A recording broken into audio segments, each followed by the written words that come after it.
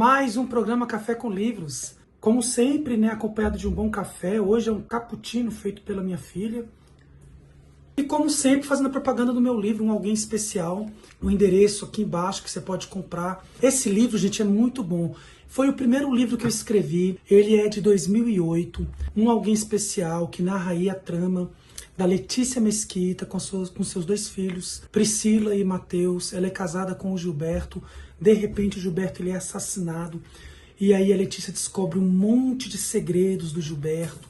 Ela se coloca numa situação muito delicada, muito complicada, tendo que administrar uma empresa cheia de problemas. O Gilberto tinha aí um sócio corrupto, que é o Rodrigo. Esse sócio estava roubando o Gilberto, mas o Gilberto também tinha problemas, tanto com o tráfico de drogas, como também ele tinha problemas. Ele tinha uma amante, a Suzane, e aí a Letícia descobre tudo isso. E no meio desse turbilhão de problemas, surge aí um grande amor, um amor inesperado. Tem alguns segredos, e aí eu trato de alguns dilemas sociais. Isso é um pouco da minha escrita, tá? Eu utilizo aí do romance, da ficção, e no clímax da minha história, sempre ao final, ao fundo, eu trato de algumas questões sociais. Todo mundo que já leu esse livro tem dito que gostou, achou bacana, tal. Então eu tô pedindo, pessoal, você que já leu, que já compartilhou, vem aqui, escreve aqui no canal, faz um comentário que tenho certeza que é muito bom, muito legal.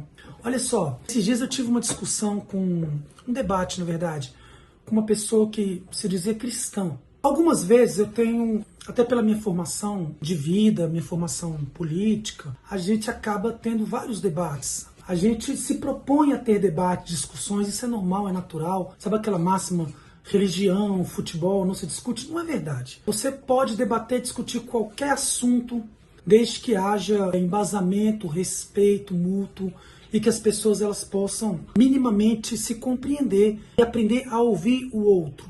Mas é muito importante também que esse ouvir o outro é aceitar o contraditório. Você está pronto ao contraditório. Essa pessoa, ela veio ao debate comigo. Por que eu deixei claro dizer que essa pessoa se dizia cristã?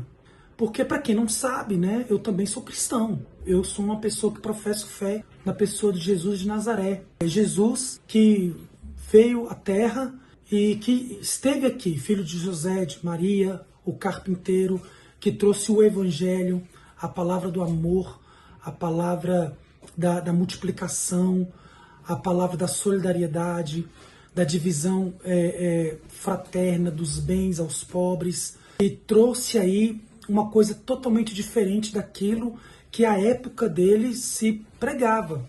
Eu sou um cristão de Jesus Cristo.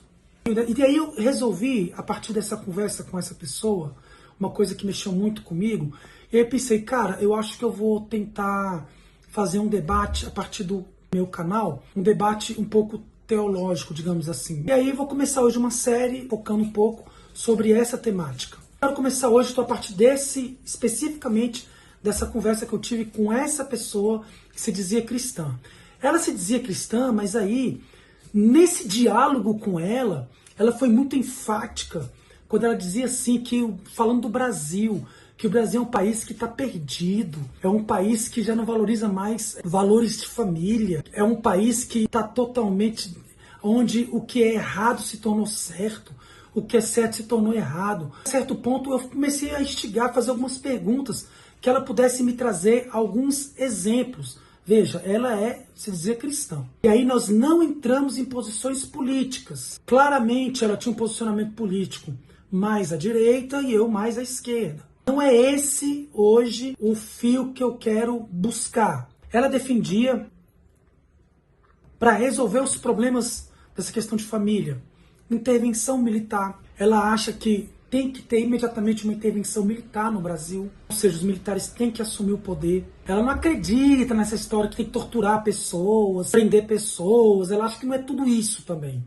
Mas ela acha que tem que ter uma intervenção militar no Brasil, imediatamente. Mas ela defende que para os condenados, para os presos, a depender dos crimes, que tem que ter pena de morte e até em alguns casos prisão perpétua. Eu não vou nem entrar muito no mérito de quais crimes, quais não são, porque é muito tênue, é muito complicado isso.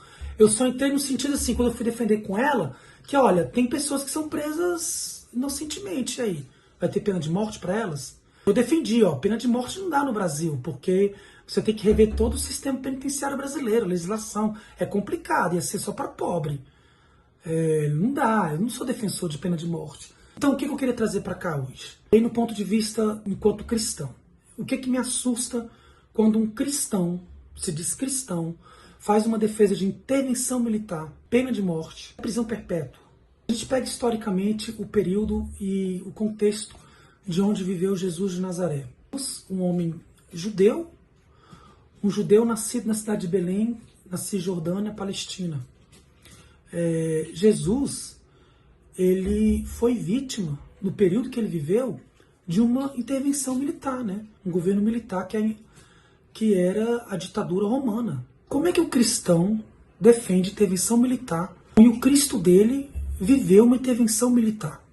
É uma coisa que eu não compreendo. Foram esses militares, sem nenhum julgamento prévio, com acusações sem nenhuma prova cabal, só porque Jesus se declarava rei dos judeus. Porque era isso a acusação. Para quem não sabe historicamente, for buscar nos livros históricos e mesmo buscar na Bíblia, a única acusação verdadeira de um grupo radical à direita, chamado fariseus, e junto com o governo, com aqueles que comungavam com as acusações, era que Jesus era o rei dos judeus. Ele se dizia, se proclamava rei dos judeus para alguns. Era uma acusação que não tinha nada que se comprovasse. E, na verdade, eles queriam procurar alguma acusação. Então era uma intervenção militar que ele vivia à época. Quando ele é preso, Jesus ele é condenado à pena de morte. Como é que um cristão hoje em dia defende pena de morte no Brasil, sabendo que a maioria da população carcerária do Brasil hoje é formada por pretos, pobres, pessoas excluídas socialmente no Brasil, sabendo que os brancos, os socialmente incluídos, a elite, nunca estarão ali? Como é que essa pessoa que se diz cristã defende pena de morte, sabendo que o próprio Jesus, que ela se diz seguidora, foi vítima de pena de morte? E mais, eu argumentei com essa pessoa sim, que muitos inocentes estariam sendo vítima de pena de morte no Brasil, e o próprio Jesus de Nazaré era um inocente. Ele foi vítima de pena de morte sendo inocente. Não tinha acusação contra ele. Tanto que um dos ladrões reconheceu isso em Jesus.